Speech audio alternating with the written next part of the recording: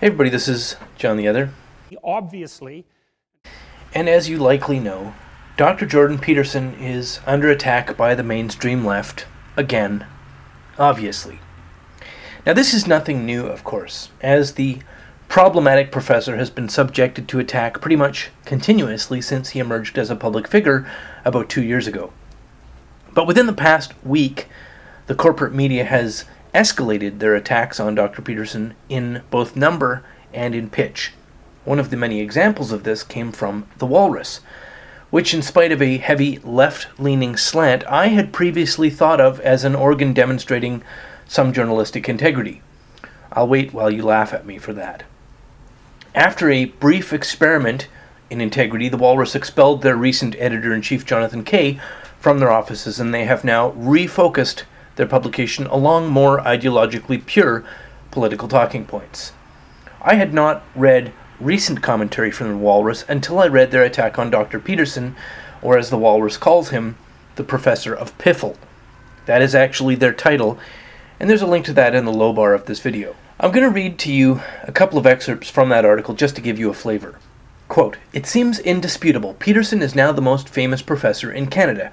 What he is not, however, is the author of any lasting work of scholarship, the originator of any important idea, or a public intellectual of any scientific credibility or moral seriousness." End quote. So Ira Wells, who teaches literature and cultural criticism at the University of Toronto, is going to determine for all of us that Dr. Peterson has produced no work of lasting scholarship, has originated no important idea, and has no intellectual or scientific credibility. Ira Wells will decide that for you. And if Ira gets his way, you won't be allowed to assess for yourself whether anything Peterson has to say has value to you, because you will not be allowed to hear it. Now, I in no way arrogate myself to a competence to give Peterson's accumulated work either a passing or a failing grade, but his academic publications have been cited over 8,000 times in other academic work. I believe this is a slightly more impressive resume than anyone currently hurling childish kindergarten-level insults at him. But Ira Wells, in The Walrus, goes on to claim, quote, "Peterson's sole discovery is that postmodernism can be usefully exploited alongside the more familiar established populist scare tactics." So, yeah, well, wrong, bucko. But this is the typical flavor of the attacks on Dr. Peterson, and the purpose of these attacks to deny you your right to evaluate, to deny you your right to listen to, and your right to make any productive use of what Dr. Peterson has to offer. But beyond that, your right to evaluate any opinion that is not in conformity with the Church of Progressivist Truth. So while Dr. Peterson is being lied about, you are being lied to. And the people lying to you are those whose job it is to inform you. So you're not just being lied to and misled by false information, you're being betrayed by people who hold a position of elevated importance and trust. And of course, it's not just Dr. Peterson being lied about.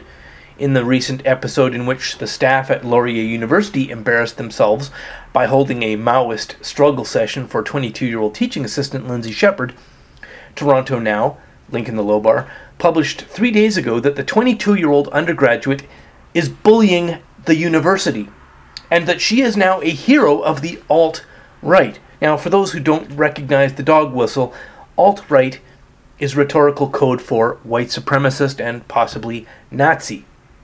And I know I'm not exaggerating when I say Nazi, because Lindsay Shepherd's supervising professor told her specifically that failing to condemn Peterson was equivalent to failing to condemn Hitler. But the 22-year-old teaching assistant is, in the version of reality sold to us by Toronto Now, she's the bully. And her school and her supervising professors, who have authority over her, well, they're the victims here. There's a link to that in the low bar of this video. So what is all the lying in service of? Well, the obvious answer is silencing anyone who does not slavishly conform to an increasingly narrow, progressivistic, dogmatological viewpointentiality. And I'm, just trying to keep up with Professor Rambucana here.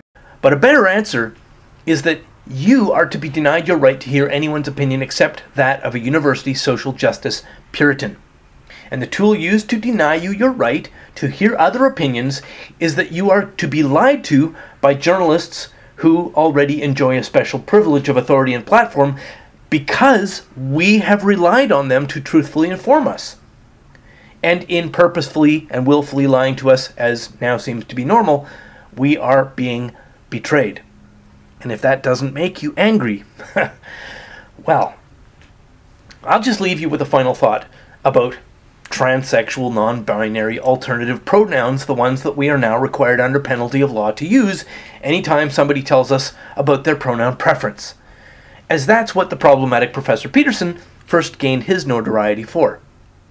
If you are a transsexual person, you listening to me now, your supposed allies have turned you into a human landmine that everybody should be terrified of stepping anywhere near.